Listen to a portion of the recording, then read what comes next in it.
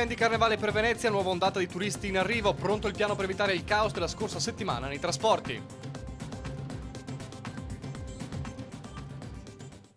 Edizione veneziana dei notiziari di Antenna 3 Nord-Est, buonasera e ben ritrovati dunque. La GTV ha approntato un piano contro il caos trasporti per l'ultimo weekend di carnevale, si attende una nuova ondata di turisti, un carnevale che anche oggi ha vissuto delle sfilate delle maschere più belle. Beh, insomma, il dodge in occhiali, scarpe a ginnastica e il sacchettino di plastica. Non che vedo, non arrivo a... Però è vero, ha ragione, mi sono già stato ripreso da parecchi veneziani doc. C'è chi prende il carnevale con goliardia, pur impersonando personaggi storici ma sdrammatizzando l'abito con particolari poco ortodossi, e chi invece si prende sul serio, perché in piazza San Marco si va per guardare e per essere guardati. Da dove arrivate? Da Ferrara. Cosa rappresentate?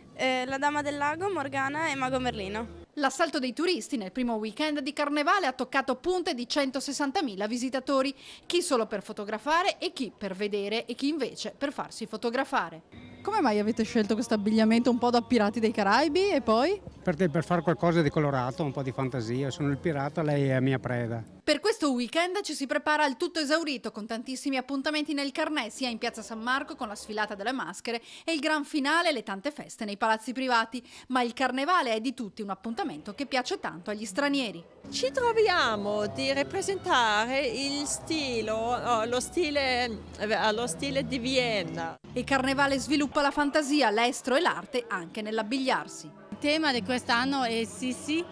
Ho pensato a qualcosa di Sissi e Catoline.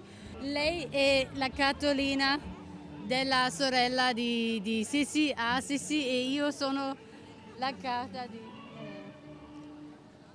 Noi siamo saluti da Venezia per la Sissi. È tutto da Venezia, grazie per averci seguito, arrivederci.